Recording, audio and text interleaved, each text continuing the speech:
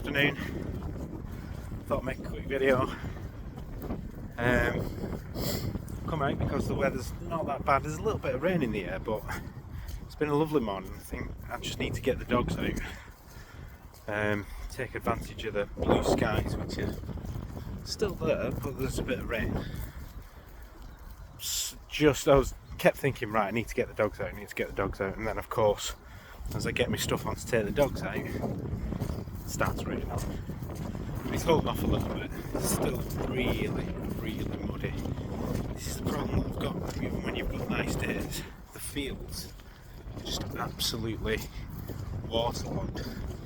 So the dogs just get absolutely filthy. But they've got used to it now. I just spray them down. Anyway, enough talking about the dogs. I'm just rambling on now.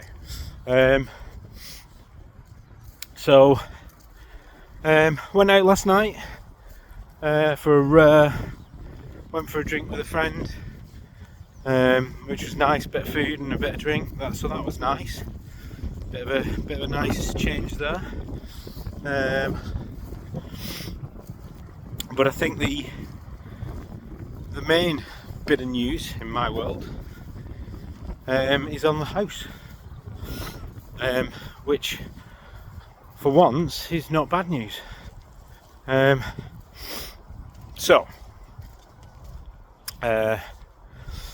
and had lunch with Jenny's mum Elaine the other day, who she sells new build houses, so she knows the housing market and what it's all about. And I was telling her that I'm getting a bit, nothing seems to be happening, and the people I'm buying off don't seem to have any impetus to actually find anywhere, and I'm worried that my buyers are gonna, start getting restless. And strangely enough, as I was saying this to her, as I drove away, I got a phone call from my estate agent saying, my buyers are asking, is there any update? So I was like, oh, brilliant. But anyway, I was talking to Elaine about this, and she said, right, you need to take a proactive approach to this, which is start coming up with a bit of a plan B.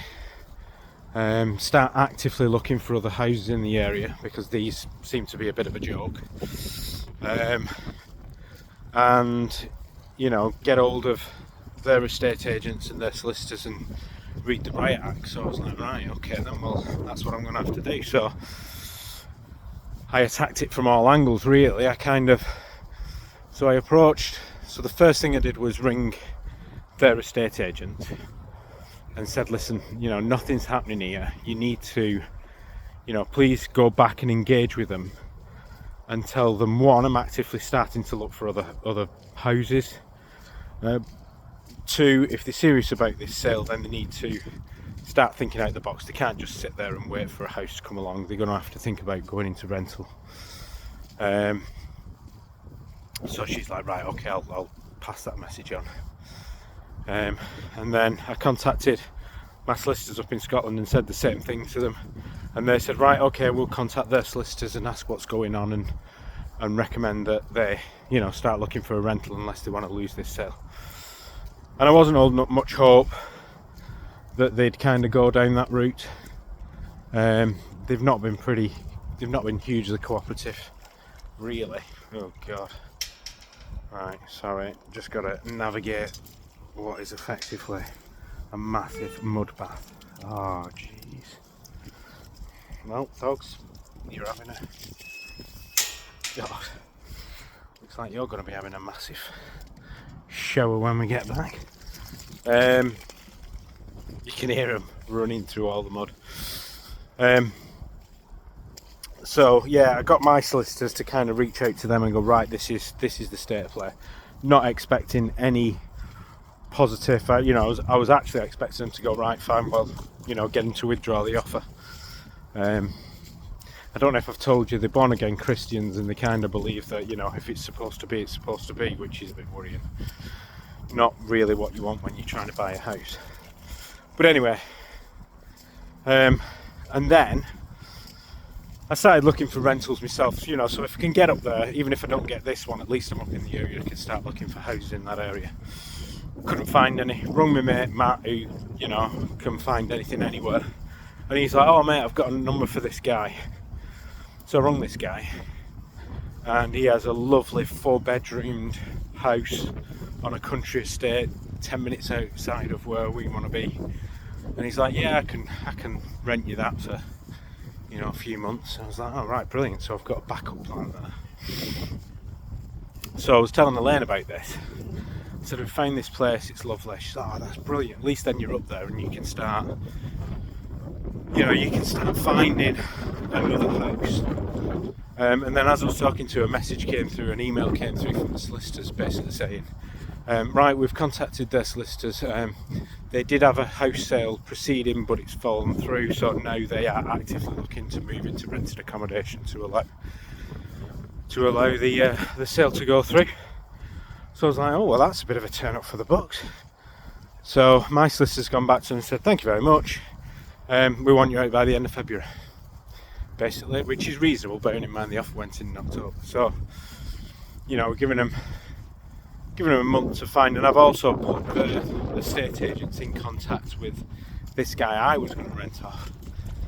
So at least then they even, you know, they can't even say that they can't find a nice rental place to move into because it's absolutely gorgeous. Lacey, come on!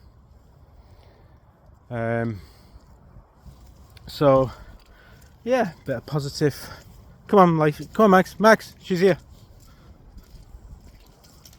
Fucking hell, the dogs are going to be absolutely caked. I don't know about the dogs, I'm caked in mud. So yeah, a bit of positive there.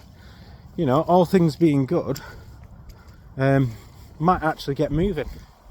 And I'm expecting now, you know, if we give them till the end of February, I'm expecting to be able to move by sometime in March. Which will be good. It needs to happen because I need to get the kids in school. So anyway, I'm rambling on. That's what's happening with the house. A bit of good news, which has kind of cheered me up a little bit. And otherwise, I'm alright. You know? Because I went out last night, Elaine stayed at my house, Jenny's mum. Looking after the kids and the dogs. This has got a bit of a confession. I let the dogs come up on the bed, but the dogs love Elaine, and I think they can sense that, you know, that there's a link to Jenny there, particularly Maggie, who was Jenny's, you know, pride and joy, and they loved each other. And Maggie absolutely loves Elaine, and I think she can sense that it's, you know, that it's Jenny's mum, which is nice. So, yeah, that's nice. But apart from that, I'm kind of plodding on. I think the big dip that I had a few days ago, you know, my last video was me coming out of that dip. You know, I'm still doing that. It's slow. I still think, you know, I think about Jenny a lot. I always do. But I think it's slightly less triggering than it was previously. Jesus, this is insane. But yeah, you go through these peaks and troughs, don't you? So at least I think I'm coming out of a bit of a trough. We'll see. We'll keep going. Jesus Christ, the dogs are unbelievably filthy. Right. I'm worried that these videos are getting a bit boring now, but at least I keep making them for me. Right. I'm going to get off and carry on taking them for a decent walk. The weather's perked up a bit, blue skies again. Stopped raining. So I'm going to go and enjoy this muddy walk with the dogs. And I'll speak to you again sometime. Take care. Bye.